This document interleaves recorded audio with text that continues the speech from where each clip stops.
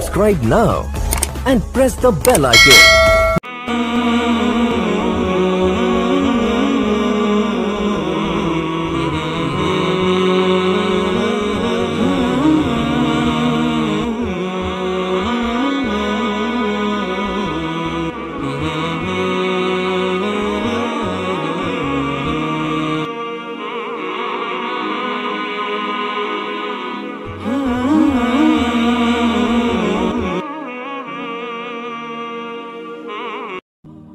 साला का कौन फी साकर।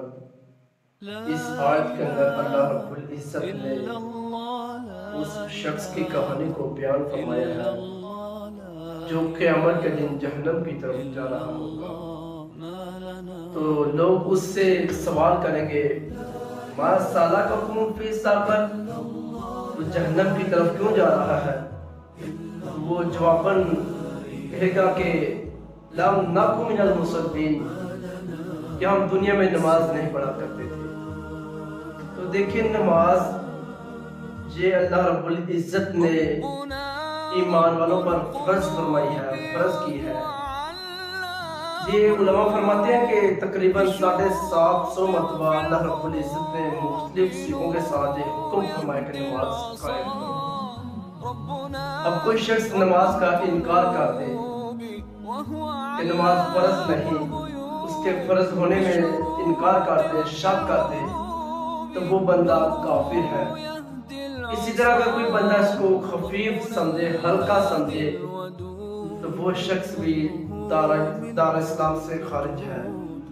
अगर कोई बंदा इसको फर्ज तो मानता है लेकिन पढ़ता नहीं, सुस्ती की वजह से नमाज नहीं पढ़ता, तो फिर वो काफिर नहीं, उसने कुफर तो नहीं किया। इसके बारे में उलमा की अपनी अपनी राय है। तो साहिब, ये नमाज जो बंदा नहीं पढ़ता, बल्कि सहाबा फरमाते हैं कि हम अगर देखना चाहते कि मुनाफिक कौन है और मुसलमान कौन है, अगर हम फर्क करना चाहते तो नमाज से करते। कि जो नमाज पढ़ता हम समझ जाते कि ये मुसलमान है, जो ना पढ़ता हम समझ जाते ये मुसलमान नहीं है। ये सहाबा का तरीका है। बल्कि आका अलैहिस्सलाम ने इरशाद फरमाया कि जिस बंदे ने जानबूझकर एक नमाज तर्क की, गोया उसने कुफर किया। हम जो उलमा से कितनी मर्तबा हदीस सुन चुके हैं, सुनते भी हैं, लेकिन इसके बावजूद हम कभी अपने अंदर झांक कर नहीं देखा। यार, आका अलैहिस्सलाम ने एक नमाज के बारे में फरमाया, हम शायद दिन में एक भी नहीं पढ़ते, हालांकि दिन में 5 मरतबा आवाज आती है, हय्य अलस सलाह हय्य अल फलाह। हम एक तो दूर की बात, शायद हम उठ के मस्जिद की तरफ जाना दोबारा भी नहीं करते। साहिब देखे, सुबह मुअज्जिन कहता है अस्सलातु खैरुम मिनन नौम, कि नमाज नींद से बेहतर है, लेकिन हम नींद के अंदर मुब्तला होते हैं, हम नींद के नशे में मुब्तला होते हैं। हम मुअज्जिन की सुनते हैं लेकिन उस पर अमल नहीं करते। मोहतरम सामीन, देखे, एक ऊंट मेरे और आपके आका मौला की बारगाह में आया, तो उसके साथ उसका मालिक भी था। उस मालिक ने शिकायत की कि हुजूर, ये मेरा ऊंट है, लेकिन मैं इसकी आपके यहाँ शिकायत करने आया हूँ। ये मुझे अपने ऊपर सवार नहीं होने देता, मैं इसको चारा देता हूँ, लेकिन ये मुझे अपने ऊपर बैठने नहीं देता।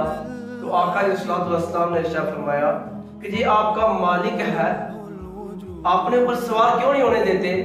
उस ऊंट ने कहा कि ऐ नबी अल्लाह, ये मेरा मालिक है, मैं इसको अपने ऊपर इसलिए सवार नहीं होने देता कि ये इशा की नमाज नहीं पढ़ता, सिर्फ एक नमाज नहीं पढ़ता, बाकी 4 पढ़ता होगा, लेकिन एक नमाज इशा की नहीं पढ़ता। मैं इसलिए अपने ऊपर सवार नहीं होने देता कि कहीं इसके ऊपर अजाब होने की वजह से मेरे ऊपर भी अजाब ना हो जाए। तो कितने बदबख्त हैं वो लोग जिनकी औलाद नमाज नहीं पढ़ती और उनके दिल में कभी ये गुमान नहीं आया, कभी ये ख्याल नहीं आया कि यार बच्चे नमाज नहीं पढ़ते तो अल्लाह ताला का अजाब इनकी वजह से हमारे यहाँ नहीं आ जाए। बल्कि हमारे यहाँ ऐसा रवाज है कि बंदा खुद नमाज नहीं पढ़ता, लेकिन अपनी औलाद को तलकीन करता कि नमाज पढ़ो बेटा, नमाज पढ़ा करो। بلکہ ہمارے پاس کچھ ایسے لوگ آتے ہیں جو کہتے ہیں کہ قاری صاحب، حافظ صاحب، علامہ صاحب ہمارے بچوں کو پھونک دیجئے، کوئی دم درود کیجئے۔ ہم کہتے ہیں کیا ہوا؟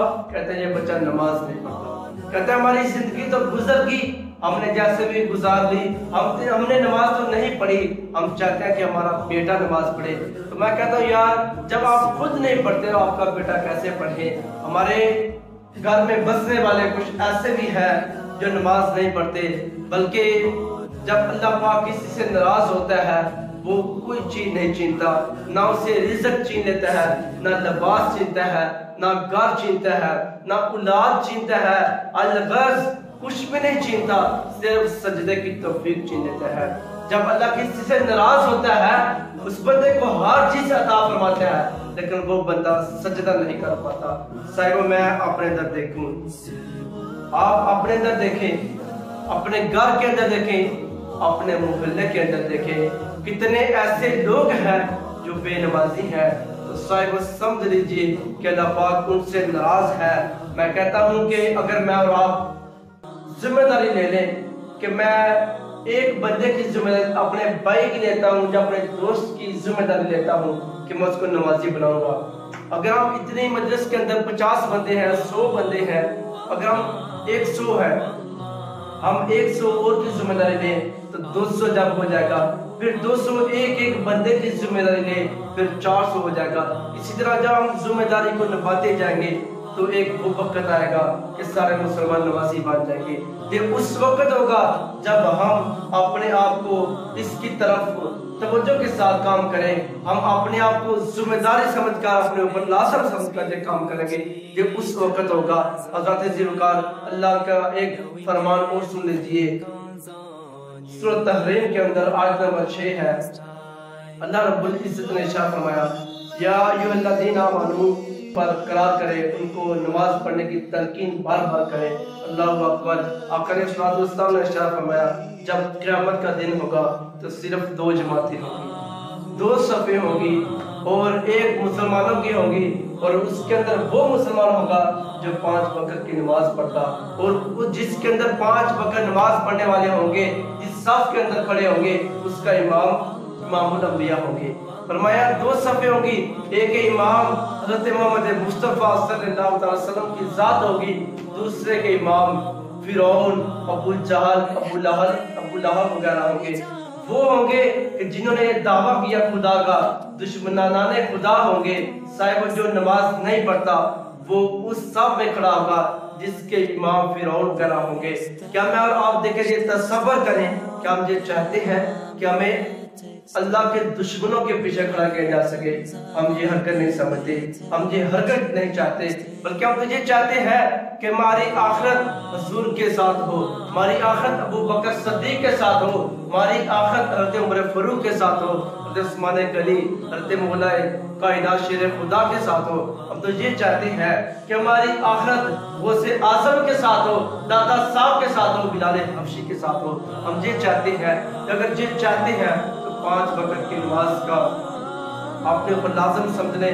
دیکھیں قیامت کا دن ہوگا، اللہ کا حکم ہوگا کہ نماز مجھے سجدہ کرو۔ اس وقت کافر بھی چاہیں گے کہ ہم اللہ کو سجدہ کر لیں، لیکن جنہوں نے دنیا کے اندر اللہ کو سجدہ نہیں کیا وہ کوشش کریں گے لیکن ان کی کمر آکڑ جائے گی، وہ سجدہ نہیں کر پائیں گے، ان کی کمر آکڑ جائے گی، وہ سجدہ نہیں کر پائیں گے۔ وہاں وہی سجدہ کر پائیں گے جو دنیا کے اندر سجدہ کرتے رہے۔ اگر ہم چاہتے ہیں کہ ہماری آخرت بہتر ہو جائے اور ہمارے گھر والوں کی، ہمارے دوستوں کی، مسلمانوں کی دنیا آخرت بہتر ہو جائے تو دیکھیں اگر آپ کو اللہ توفیق دیا نماز پڑھنے کی تو دوستوں کی رہنمائی کریں۔ وہ ایک بزرگ تھے نا، ایک دن بازار کے اندر رو رہے تھے، ایک نوجوان نے دیکھا بزرگ بازار کے اندر رو رہے ہیں تو پوچھا بزرگ کو کیا ماجرا ہے؟ کہا بیٹا ماجرا کچھ نہیں، صرف میں چاہتا ہوں کہ میں ان بندوں کی جو بازار کے اندر کام میں مصروف ہے ان کی اور خدا کی آپس میں صلح کرا دیں۔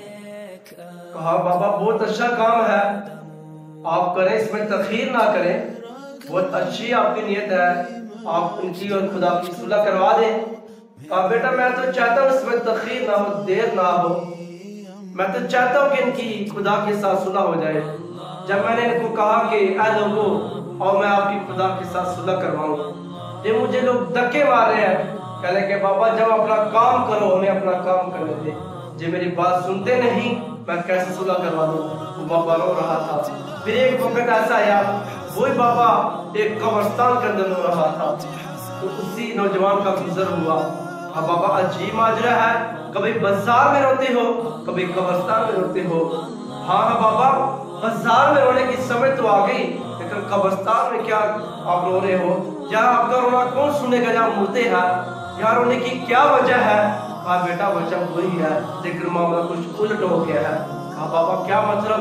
کہا میں چاہتا تھا کل کہ بازار والوں کی اور خدا کی آپس میں صلح کروا دوں، تو بازار والے نہیں مان رہے تھے، خدا مان رہا تھا۔ وہ کہتا میری چوکھٹ پہ لے آ، ایک آنسو کے ذریعے ساری جو برائیں ہیں، سارے گناہ ہیں، وہ نیکیوں میں تبدیل کر دوں گا۔ لیکن جب مان نہیں رہے تھے بازار والے، مجھے دھکے مار رہے تھے۔ آج بھی وہی معاملہ ہے، لیکن کچھ الٹ ہو گیا ہے۔ کہا بابا آج کیا الٹ ہوا؟ کہا آج میں چاہتا ہوں کہ میں قبر والوں کی اور خدا کی آپس میں صلح کروا دوں۔ آج خدا نہیں مان رہا، یہ مانتے ہیں۔ سب کہیں وہ وقت نہ آ جائے